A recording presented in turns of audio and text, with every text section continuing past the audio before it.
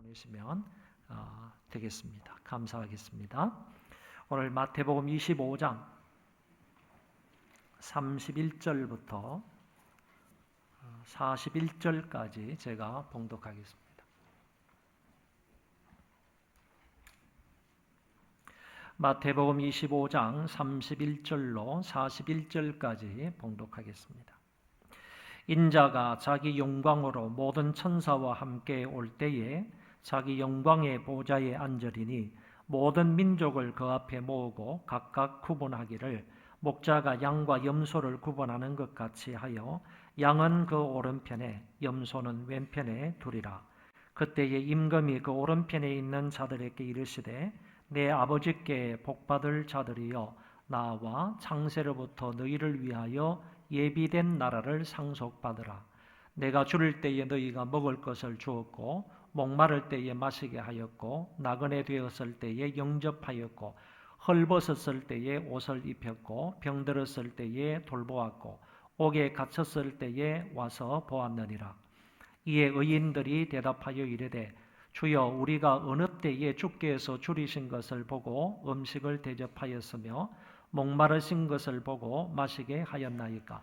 어느 때에 나그네 되신 것을 보고 영접하였으며 헐벗으신 것을 보고 옷 입혔나이까?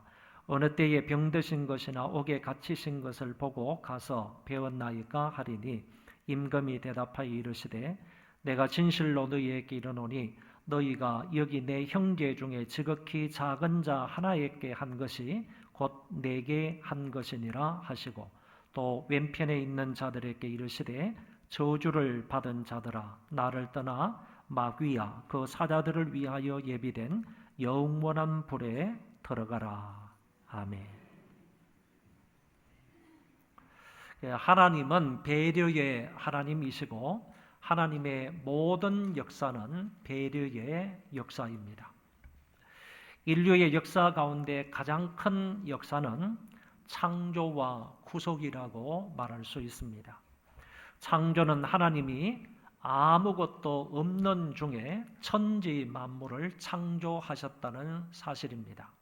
구속은 하나님이 예수 그리스도를 이 땅에 보내주셔서 십자가와 부활을 통하여 구원하여 주신 것입니다. 그런데 이 두 사건 다 그 대상은 우리이며 인간들입니다. 천지 만물을 창조하셔서 우리에게 맡겨주신 것은 곧 인간을 그처럼 배려하셨기 때문입니다. 다시 말해서 하나님은 인간을 배려하셔서 이 천지를 만드셨으며 그것을 맡기시면서 생육하고 번성하고 땅을 정복하라고 말씀하신 것입니다. 지금도 여전히 하나님은 선인과 악인에게 동일하게 공기도 주시고 비도 주시고 햇빛을 주시고 계십니다. 그리고 하나님이 예수 그리스도를 이 땅에 보내주신 것은 곧 죄악된 인간을 배려하여 그들을 죄 가운데에서 구원하시기 위함이었습니다. 메시아를 이 땅에 보내주신 사건은 우리를 위한 하나님의 특별한 배려라는 사실입니다. 그래서 결국 우리를 위한 하나님의 배려가 없이는 우리가 이 땅에서 한순간도 살 수가 없고 또한 구원받아 하나님의 자녀가 될 수 없는 것입니다. 고로 우리가 이 자리에 앉아서 이 시간 하나님을 예배할 수 있는 것은 하나님의 특별한 배려 때문입니다. 오늘도 배려에 관한 말씀을 드리고자 합니다. 예수님은 배려의 주님이실 뿐만 아니라 배려를 직접 가르쳐 주신 분이십니다. 실제로 배려하신 분이시고 배려를 가르쳐 주신 분이라는 말씀입니다. 배려를 하려면 먼저 상대편에게 마음을 쓰고 상대편에게 관심을 가져야 한다고 했습니다. 그래야 그 사람을 보살피고 도와줄 수 있게 되는 것입니다. 그래서 배려는 마음을 써서 보살피고 도와주는 것이라고 정의를 했습니다. 본문이 들어있는 마태복음 25장에는 세 가지 비유가 나옵니다. 첫 번째 비유는 열처녀 비유이고, 두 번째 비유는 달란트 비유이고, 그리고 오늘 본문에 나와 있는 세 번째 비유는 양과 염소를 가르는 임금의 비유입니다. 이 세 가지가 다 천국에 관한 비유로 되어 있습니다. 그러나 전하는 핵심 메시지는 약간 다르다 하는 점을 알 수 있습니다.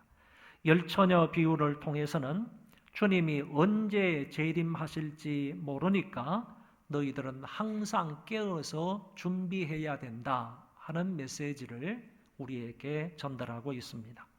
달란트 비유는 주님의 재림을 준비하며 살아갈 때 항상 자기들이 맡은 그 일에 충성을 다하여야 한다 하는 점을 우리에게 가르쳐주고 있습니다. 그리고 오늘 마지막 세 번째 비유에서는 예수님께서는 천사들과 함께 영광 중에 이 땅에 다시 재림하게 될 것인데, 그때에 분명 양과 염소를 구분해서 그들을 각각 행한 대로 갚아 주실 것이다 하는 메시지를 주고 있습니다. 마태복음에만 기록된 오늘의 본문을 저는 네 문단으로 간단하게 나누어서 설명을 하겠습니다. 첫 번째, 그리스도의 재림과 민족들의 분리에 대한 말씀입니다. 그리스도께서 모든 천사들과 함께 오셔서 자기 영광의 보좌에 앉으시겠다고 말씀하셨습니다.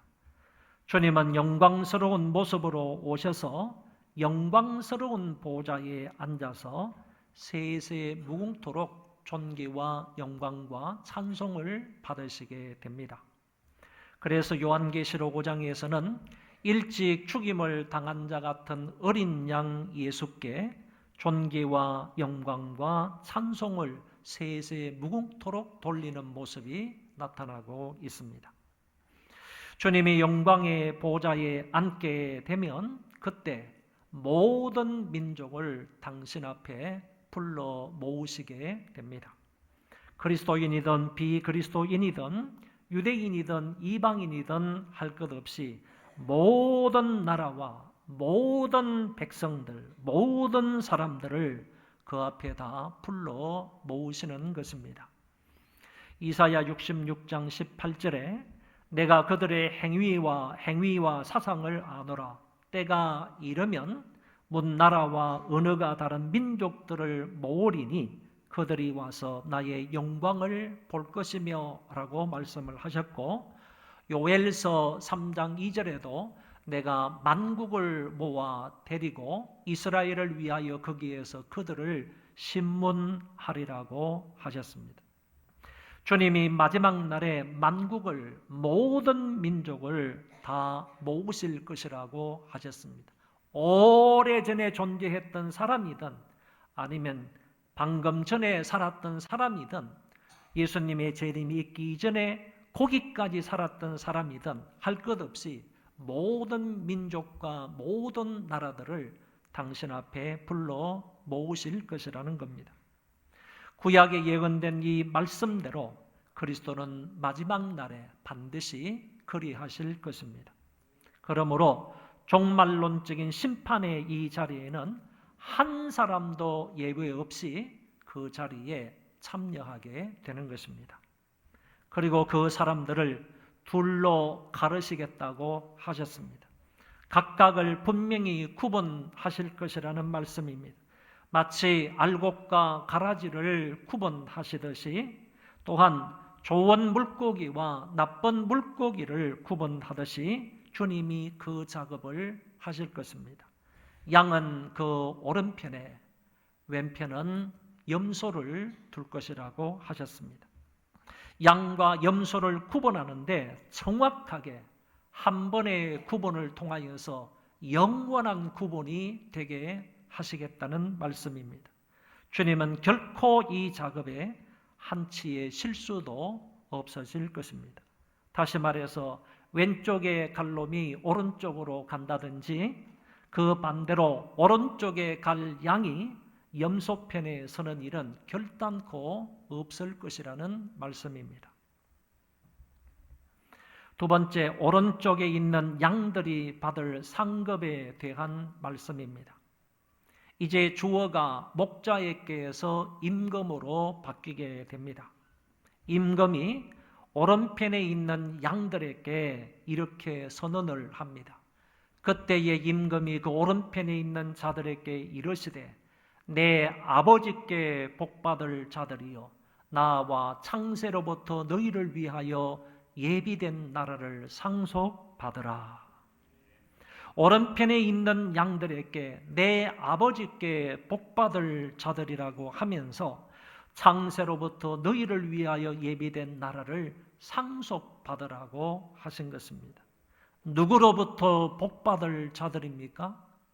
내 아버지께로부터 복받을 자들이라고 했습니다. 누가 상속할 그 나라를 예비하셨습니까? 내 아버지께서 그 나라를 창세 전부터 예비하셨다고 했습니다. 결국 아버지 하나님께서 양들을 위하여 이렇게 복을 준비하셨으며 그들에게 바로 그 나라를 주시겠다고 하신 것입니다. 그런데 주님이 그들에게 이렇게 선언하신 배경이나 이유가 무엇입니까? 다시 말하면 아버지께로부터 예비된 그 나라를 상속받으라고 하시면서 이렇게 오른편에 있는 사람들에게 주님께서 너희들에게 이런 복이 있다는 사실을 무엇을 근거로 해서 왜 그런 말씀을 하셨겠는가라는 얘기입니다. 그 이유가 25절에서 26절에 35절에서 36절에 나와 있습니다. 내가 줄일 때에 너희가 먹을 것을 주었고 목마를 때에 마시게 하였고 나그네 되었을 때에 영접하였고 헐벗었을 때에 옷을 입혔고 병들었을 때에 돌보았고 옥에 갇혔을 때에 와서 보았느니라. 6가지의 때를 말씀하시는데 줄일 때, 목마를 때, 나그네 되었을 때, 헐벗었을 때, 병들었을 때, 옥에 갇혔을 때를 말씀합니다. 6가지 모든 경우 다 힘들고 어렵고 고통스럽고 비참한 때를 말합니다. 다시 말해서 인간의 모든 고통들을, 인간의 모든 괴로움을 전체적으로 이렇게 표현을 했다고 봅니다.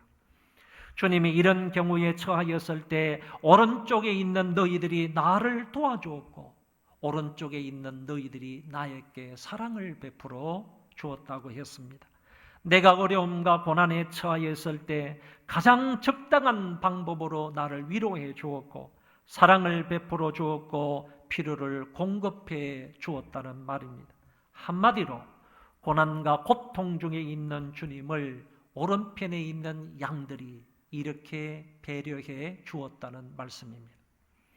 이런 것을 통하여 너희 곧 오른편에 있는 자들에게 창세로부터 예비된 하나님 나라를 유업으로 받으라고 하신 것입니다. 이 이야기를 들었던 의인들이, 다시 말해 오른편에 있는 사람들이 이렇게 주님께 되묻습니다. 임금의 오른편에 있는 이 사람들은 한두 사람이 아닙니다. 수없이 많은 사람들이 동일하게 이렇게 되묻는 것입니다. 37절에서 39절까지의 이 말씀을 한마디로 요약하면 주여 언제 우리가 그런 일을 하였습니까? 라는 말입니다. 언제 우리가 음식을 대접했으며 언제 우리가 마실 것을 드렸으며 언제 우리가 주님을 찾아가서 배웠나이까? 언제 우리가 주님을 배려해 드렸습니까? 언제 우리가 주님이 옥에 갇혔을 때에 찾아 배웠나이까? 자기들은 주님께 그런 일을 한 적이 없다는 말입니다. 언제 했는지도 모르지만 모든 선행을 다 잊어버린 듯 이렇게 말하고 있습니다. 주님, 언제 우리가 그런 일을 했습니까? 우리는 주님을 배려한 적이 없습니다 라고 말합니다. 임금이 이렇게 말씀합니다. 내가 진실로 너희에게 이르노니 너희가 여기 내 형제 중에 지극히 작은 자 하나에게 한 것이 곧 내게 한 것이니라. 주님이 주위에 있는 지극히 작은 자들과 본인을 동일시하시면서 그들에게 한 것이 곧 나에게 한 것이라고 하신 것입니다.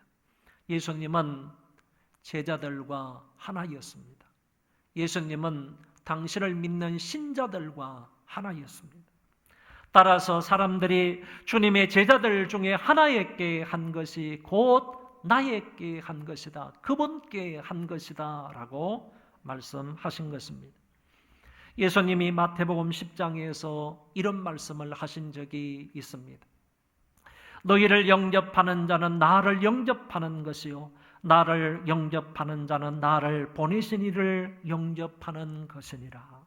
또 42절에서는 또 누구든지 제자의 이름으로 이 작은 자 중 하나에게 냉수 한 그릇이라도 주는 자는 내가 진실로 너희에게 이르노니 그 사람이 결단코 상을 잃지 아니하리라. 주님은 자기 제자를 영접하고 대접하는 그 사람은 곧 나를 영접하고 대접하는 사람이고, 나를 영접한 그것은 곧 아버지 하나님을 영접하고 대접하는 것과 같다, 이렇게 말씀하셨습니다. 여러분, 성도들을 대접하는 것은 곧 주님을 대접하는 일이라는 것이고, 성도들뿐만 주님을 대접하는 것은 곧 그를 보내신 아버지 하나님을 대접하는 것이라는 거예요.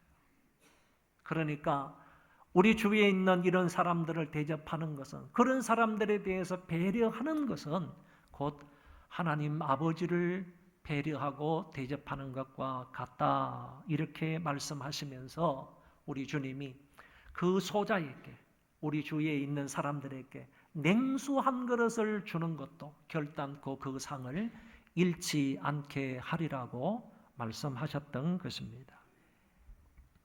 사울이라는 청년이 예수 믿는 사람들을 핍박하고 옥에 잡아 가두기 위해서 이렇게 사방팔방으로 뛰어다니다가 그날에도 그런 일을 하기 위해서 다메섹 도상으로 올라가다가 밝은 빛으로 나타나신 주님을 만나게 되었습니다. 이때 주님이 그 사울에게 이렇게 말씀합니다. 사울아, 사울아, 내가 어찌하여 나를 핍박하느냐. 사울은 결단코 주님을 핍박한 적이 없습니다.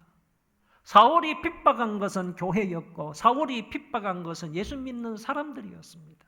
그런데 주님께서 나타나셔서 하시는 말씀이, 야 사울아, 사울아, 네가 왜 그렇게 나를 핍박하느냐. 이때도 예수님은 믿는 사람들과 교회를 자기와 동일시 하셨다는 것입니다. 그런 거로 오늘날 교회를 핍박하는 것은 곧 주님을 핍박하는 것이 되는 겁니다. 같은 의미로 오늘 본문에서는 지극히 작은 자 하나에게 사랑을 베푼 것은 곧 나에게 한 것이라고 하셨습니다. 여기 내 형제 중에 지극히 작은 자 하나에게 한 것이 곧 나를 배려한 것이라고 말씀하고 있습니다. 세 번째, 왼쪽에 있는 염소들이 받을 심판에 대한 말씀입니다. 이제 주님이 그 대상을 바꾸어서 오른편을 향해서 있었던 그 주님이 이제 왼편을 상대로 해가지고 그들에게 말씀을 합니다. 주님의 이 선언과 명령은 소름 끼칠 정도로 아주 섬뜩한 그런 내용입니다. 41절입니다. 또 왼편에 있는 자들에게 이르시되 저주를 받은 자들아 나를 떠나 마귀와 그 사자들을 위하여 예비된 영원한 불에 들어가라. 임금의 왼편에 있는 자들은 복받을 자들이 아니라 저주를 받을 자라고 했습니다. 예수님께 더욱더 가까이 나아가는 자가 아니라 주님을 떠나야 할 존재들이라고 말씀합니다. 그리고 그 저주는 무시무시한데 마귀와 귀신들을 위해 마련된 영원한 불못에 들어가라는 것입니다. 이곳은 한 번 가면 영원히 빠져나올 수 없는 영원한 지옥이고 불못이고 그리고 무적행입니다. 이 불은 타서 죽지도 않는 것이며 영원히 고통과 괴로움을 당하는 곳입니다. 임금의 왼편에 있는 자들은 모두가 다 이곳으로 직행하고 마는 것입니다. 역시 임금의 왼편에 있는 자들이 이런 저주를 받을 수밖에 없는 이유를 말씀해 주고 있습니다. 내가 줄이고 어렵고 힘들고 아프고 괴로울 때 너희들은 나를 도와주지 않았다라고 그 이유를 말씀했습니다. 그들은 물질적인 필요에 대한 자비의 행위도 행하지 않았고 사회적으로 궁핍한 자들에게 대해서도 어떠한 자선 행위도 하지 않았습니다. 그들은 어떠한 자비와 사랑과 선행을 베풀지 않은 것입니다. 그들의 고통을 돌아보아 섬기지도 않았고 조금의 배려도 하지 않았습니다. 주님의 마음과는 정반대로 살았던 것입니다. 임금의 이야기를 들었던 왼편에 있는 자들이 이렇게 자신들을 변명합니다. 주여, 우리가 어느 때에 주께 해서 줄이신 것이나 목마르신 것이나 나그네 되신 것이나 헐벗으신 것이나 병드신 것이나 옥에 갇히신 것을 보고 공양하지 아니하더이까 이렇게 변명을 했습니다. 이들은 한 번도 주님을 뵌 적이 없습니다. 주님을 알지도 못합니다. 주님이 어떤 분이신지를 알아보지도 않았습니다. 뵌 적도 없는 가운데에서 어떻게 그분을 위해서 선행을 할 수 있다는 말입니까? 사실 이들의 말은 행한 것이 없으면서도 선행을 한 것처럼 말하고 있는 것입니다. 앞에 나온 임금의 오른편에 있는 자들은 주님을 위해 선행을 했음에도 불구하고 행하지 않았다고 겸손하게 말하고 있는 반면에 왼편에 있는 이 사람들은 반대로 주님을 위해 선행을 전혀 행하지 않았음에도 불구하고 마치 행한 것처럼 교만한 태도와 마음으로 이야기하고 있더라는 것입니다. 그러나 주님은 지극히 작은 자 하나에게 하지 아니한 것은 곧 나에게 하지 아니한 것이라고 말씀을 하시면서 이것은 곧 심판의 기준이 된다고 하셨습니다. 이 말을 들은 임금이 그들에게 마지막 결론을 말씀합니다. 이에 임금이 대답하여 이르시되 내가 진실로 너희에게 이르노니 이 지극히 작은 자 하나에게 하지 아니한 것은 곧 내게 하지 아니한 것이니라. 여기서도 주님은 지극히 작은 자와 자신을 동일시하셨습니다.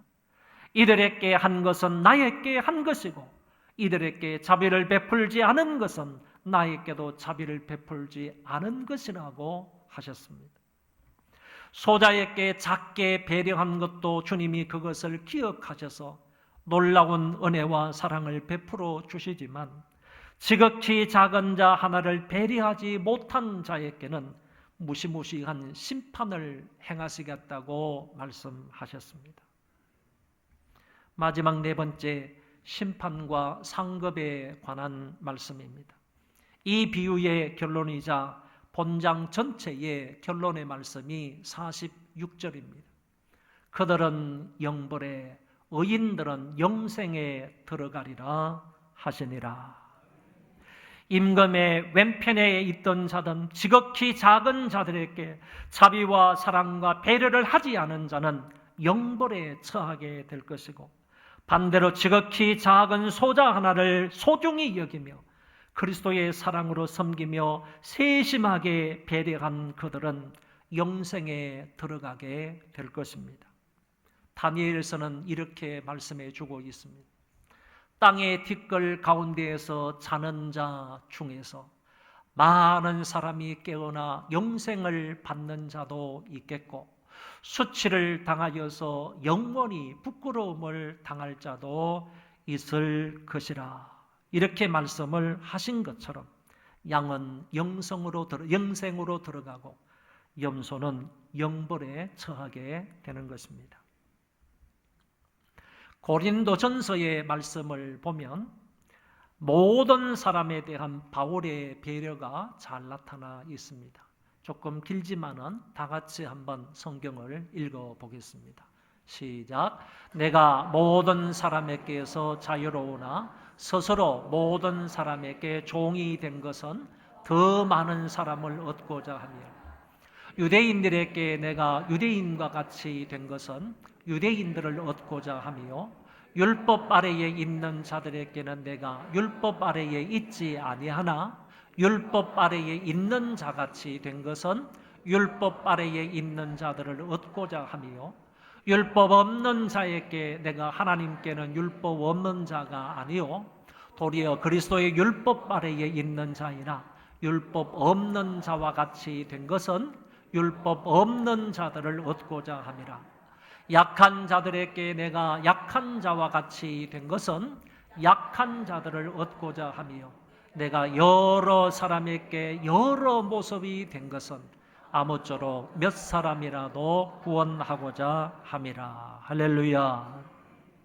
바울은 모든 사람, 즉 유대인이든 헬라인이든 이방인이든 약한 자들에게 여러 모습으로 배려를 하였는데, 그 배려의 한 가지 목적은 바로 그 사람을 구원하고자 합니다. 이렇게 말씀했습니다. 그러면서 고린도전서 10장에 가서 같은 유의 말씀을 이렇게 하고 있습니다.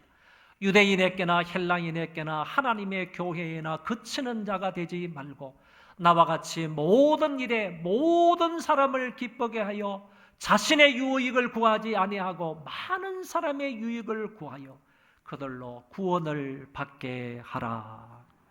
모든 사람에게 그치는 자가 되지 말고 모든 사람을 기쁘게 해주고 많은 사람의 유익을 구하여 그런 배려하는 삶을 살아서 모쪼록 한 사람이라도 더 구원을 받게 하자라고 말씀하고 있습니다. 사랑하는 우리 소망교회 성도 여러분, 우리는 주님에게 하듯 이웃에게 해야 되고요, 이웃에게 하듯 주님에게 해야 합니다. 진실된 마음으로 이웃을 배려하는 것이 곧 주님을 배려하는 일이다라는 사실을 기억하시기 바랍니다. 지금까지 들었던 말씀을 근거로 해서 이제 저와 여러분들은 우리의 가정에서 부부가 서로 배려하며 살 수 있기를 바랍니다. 같이 식사를 할 때에도 부부가 서로 배려를 하고, 화장실을 사용할 때에도 부부가 서로 배려하고, 자동차를 탈 때에도 서로 배려해 줄 수 있기를 바랍니다. 그리고 위아랫집에서는 층간소음의 문제가 많은데 서로 조금만 배려하면 다툼의 소지가 사라질 것이라고 생각을 합니다. 이해하고 다음의 예를 좀 들으시기를 바랍니다. 절대로 그분을 낮게 부정적으로 평가하는 일이 아닙니다. 이해를 하시고 잘 들으시면 좋겠습니다. 어떤 분이 영국의 신사분하고 결혼을 했습니다. 두 분 사이에 예쁜 딸이 있습니다. 지금 초등학생이겠네요. 예쁜 딸이 있는데 아주 행복하게 우리나라에서 잘 살고 있었습니다. 그러다가 이 부인 집사님 우리 교회 집사님이에요. 이 부인 집사님이 이제 그 시댁의 어르신들이 한 번도 한국을 방문하지 않았기 때문에 시댁의 어르신들은 이제 한국으로 좀 모셔서 대접도 하고 구경도 시켜드리고 그러려고 시댁 부모님을 이제 초청을 해서 한국에 오시게 되었습니다. 근데 시댁 부모님들을 초청했으니까 식사 대접도 하고 뭐 구경도 시켜야 될 것 아니겠습니까? 그러다가 이제 식사를 하는데 댁에서요, 아파트에서 식사를 하는데 이 식탁 테이블 위에 이 남편이, 영국 신사라고 말하는 이 남편이 두루마리 휴지를 갖다 올려놓은, 두루마리 휴지를 보고 그 어르신들이, 영국에서 오신 그분들이 남편을 막 호되게 야단을 친 거예요. 야, 나는 너를 영국 신사로 키웠는데 어떻게 이렇게 짐승맛도 못한 사람이 되었느냐. 우리로서는 별 이해하기가 뭐 어렵지 않잖아요. 그렇죠? 뭐 두루마리 휴지가 있든 아니면 티슈가 있든 뭐 별 상관이 없는데, 그렇잖아요? 안 그런가 여러분 집은? 그런데 영국 사람들 입장에서는 화장실에서 쓰는 그 두루마리 휴지가 식탁에 올라와 있다는 것은 상상을 못하는 거예요. 이거는 절대로 있어서는 아니 되는 일이죠. 그래서 그분들이 자기 아들, 그 아들에게 많이 혼을 냈다 하는 얘기를 들었습니다.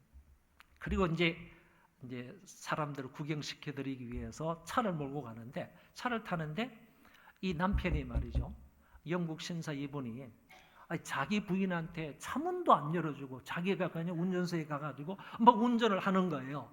그래서 그때에도요, 이 어르신들이 내려서 야단을 쳤다고 합니다. 어떻게 남편이 차를 몰고 가면, 차를 운전하게 되면 부인부터 이렇게 문을 딱 열어줘가지고 부인이 딱 타면, 그리고 닫고 자기가 운전석에 가가지고 운전을 해야 되는데, 너는 어떻게 이렇게 우리나라식으로 말하면 이렇게 쌍놈이 됐냐 이거지. 영국 신사가 어떻게 쌍놈이 됐냐. 그러면서 이제 야단을 쳤다는 얘기를 들었습니다. 그분한테 직접 들은 거요. 그랬더니 결국에는 뭐냐 하면은 그분의 입장에서 볼 때에, 그분의 입장에 볼 때는 이 남편이, 자기 아들이 이 며느리한테, 자기 이제 부인한테 배려를 하지 않는다고 생각을 하는 거예요. 이거는 마땅한 남편으로서의 배려인데 그런 배려를 못하고 있다 하는 점에서 책망을 했다고 봅니다. 저는 이제 결혼을 해서 사는데요, 여러 가지로 안 맞는 것들이 많이 있지 않겠어요? 나는 어디 갔다 오면 양발을 그냥 이렇게 벗기며 그걸 그냥 이렇게 넣는다든지, 그 양발을 그냥 제가 벗겨서 넣어 놓으면요, 그 이제 빨래통 있잖아요, 거기 넣어 놓으면 이게 양발이 그냥 쫙 펴지질 않고 둥글하게 되잖아요, 둥글둥글. 근데 이걸 가지고 이제 제 아내가, 제 부인이 계속적으로 얘기를 하는 거예요. 자기가 빨래를 할 때 이걸 직접적으로 다시 펴야 된다는 거예요. 거꾸로 된 것은 다시 뒤집어 가지고 냄새나는 그 양발을 다시 다 펴 가지고 빨래를 해야지 빨래가 잘 된대요. 그렇습니까? 그렇게 매번 얘기를 하는 거예요. 그래서 제가 어느 날 확 바꿨습니다. 그래서 이제 양발을 벗을 때마다요, 제가 다시 다 뒤집어 가지고 잘 펴 가지고 그렇게 한 지가 몇 년이 되었습니다. 이제 부인의 편리를 위해서, 부인의 배려를 위해서 이렇게 하고 있는데요. 이것보다도 더 오래된 사건이 있어요. 그게 뭐냐면은 화장실에서 소변을 볼 때마다 이상한 소리를 들어요. 이렇게 좀 소변을 좀 제대로 봐라. 왜 이렇게 다른데 이렇게 다 묻냐 이거지. 청소하기가 너무 불편하다는 거야. 이거를 이제 몇 번 하게 돼요. 그러면 내가 어떻게 해야 될까? 어떻게 할 방법이 없어요. 그래서 저는 그때부터 앉아서 소변을 보기로 했어요. 지금까지요, 저는 한 10년이 넘은 것 같기도 한데, 지금까지 저는 소변을 볼 때 항상 앉아서 소변을 보고 있습니다. 이 부인이 청소하는 것을 좀 배려하는 마음으로 제가 이렇게 했는데, 사랑으로 우리 남정네들, 우리 남자분들요, 심사숙고해 보시기를 바랍니다. 오늘부터 가셔서요, 요 두 가지만은 여러분이 부인을 배려하는 차원에서 꼭 지키시면 좋겠다, 이런 생각이 듭니다. 여자분이 아멘 할 건 아니고요. 여러분, 가정에서뿐만 아니라 교회에서도 서로 배려함이 필요합니다. 주차를 할 때요, 특별히 이제 지하 주차장에 주일날 주차를 할 때, 이거는 분명히 어르신들이나 노약자들이나 아니면 임산부나 이런 사람들, 아이가 많이 있는 그런 분들을, 이런 분들에게 배려하는 것이 마땅하고요. 엘리베이터를 탈 때에도 좀 배려하는 마음이 있어야 할 것 같습니다. 그리고 여름에 시원한 자리에 서로 앉겠다는, 에어컨 밑에 서로 앉겠다고 하는 분들이 있어요. 요쪽 뒤에 계신 분하고. 그러니까 이런 것도 조금 다른 사람을 좀 배려했으면 좋겠다. 우리 교회에서는 임산부를 조금 배려하기 위해서요, 여름에는요, 쿨매트까지 우리가 다 준비를 했거든요. 방석에 앉으면 시원한 그 쿨매트하고, 그 다음에 이제 임산부들에게 음료수나 물이 좀 필요하면 물병까지도 우리가 다 배려해서 준비를 해두었는데 이용하는 사람이 그렇게 많지는 않은 것 같아요. 어쨌든 여름에 시원한 자리에 앉겠다고 하는 부분이나 교회에서 무슨 선물을 줄 때도 가만히 보면요, 옆 사람을 전혀 배려하지 않고 내가 먼저 막 받으려고 그렇게 하는 사람들이 있는데 이런 것들도 서로 좀 배려가 필요하겠다고 봅니다. 그리고 예배를 드릴 때요, 옆 사람이 은혜를 받는데 방해하지 않아야 돼요. 방해하지 않아야 돼요. 늦게 오는 것은요, 다른 사람이 예배 드리는데 이게 방해거리가 된단 말이죠. 특별히 죄송하지만 5층에 계신 분들요, 5층에 계신 분들은 10분 늦게까지 와가지고도 저 5층에 앉을 수 있어요. 그런데 10분 넘어서 오시는 분들이 많아요. 그러면서요, 남들의 자리를 막 앞에 앉아 있는데 그막 비좁고 들어가는, 지금 예배 시간이에요. 예배 시간인데도 불구하고 다른 사람 막 이렇게 좁은 곳을 막 비집고 들어가가지고 앉는데 이거는 서로 불편한 일이고 은혜가 되지 않는 모습입니다. 그래서 이런 부분도 여러분이 좀 생각을 해서요, 5층에 계시다 할지라도요, 조금 일찍 오셔가지고 이렇게 앞자리에 앉는다든지 양쪽 가해로 좀 앉으신대. 그래서 다른 사람을 배려하면 다른 사람들이 조금 늦게 오더라도 그런 이제 뒷좌석에 앉을 수 있기 때문에 서로 조금 배려하는 일이 있어야 하겠다라는 얘기입니다. 기독교인들이요, 교회에서뿐만 아니라 사회에서도 이웃들을 배려하며 살아야 합니다. 아파트에서 엘리베이터를 탈 때에도요, 우리 기독교인들은 조금 그 남들을, 이웃들을 배려해야 할 것이고요.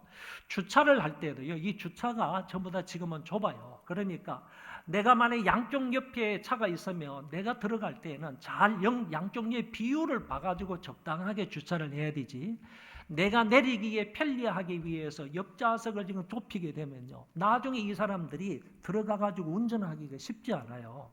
그러니까 이런 부분들도 조금 잘 배려해서 여러분들이 주차를 한다면 얼마나 좋겠는가 하는 생각이 있습니다. 자동차를 운전하면서도 다른 운전자에게 좀 배려하시기를 바라고요. 지나가는 행인들도 여러분들이 조금 배려하시면 좋을 것 같아요. 손짓이라도 좋잖아요. 이렇게 건너가라고 하시든지 이렇게 건너가라고 하시고, 아니면 뭐 애들이면 손도 좀 흔들어 주고요. 그리고 브레이크 한번 약간 밟아주면 되잖아요. 끼어들기 하려고 하는 사람 약간만 브레이크 밟아주면 그냥 들어올 수 있는데, 그리고 막 연달아 들어오는 사람은 용서할 수 없다 할지라도 그렇잖아요. 그거는 너무한 거잖아요. 그렇죠? 그러면 내가 갈 수 없잖아요. 그러니까 적어도 한두 사람 정도는 들어와도 이렇게 좀 양보할 수 있으면 얼마나 좋겠는가. 우리 동네에서요, 그 KBS 뉴스에 이런 그 영상이 나왔어요. 여러분 한번 보세요. 우리 동네에서 있었던 일입니다.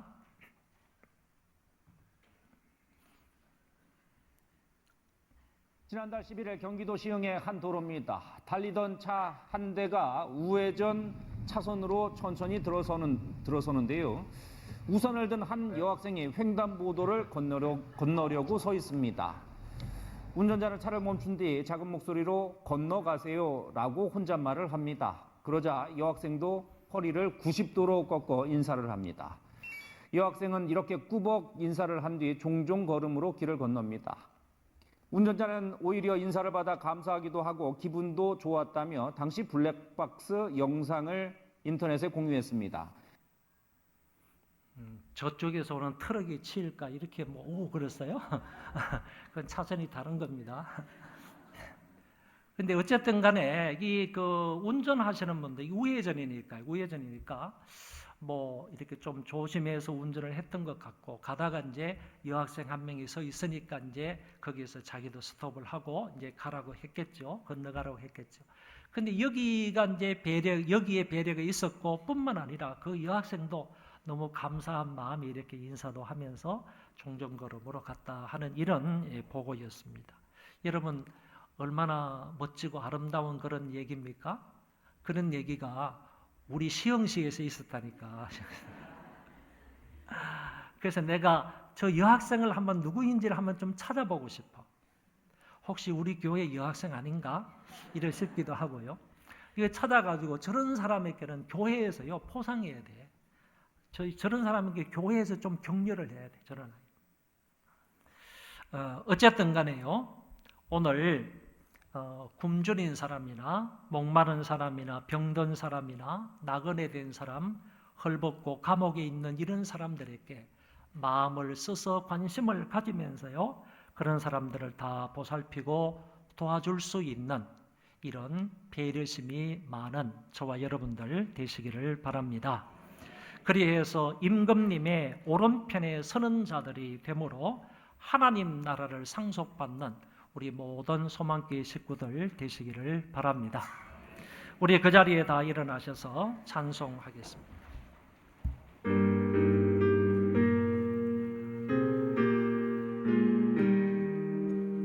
1절 3절만 부르겠습니다.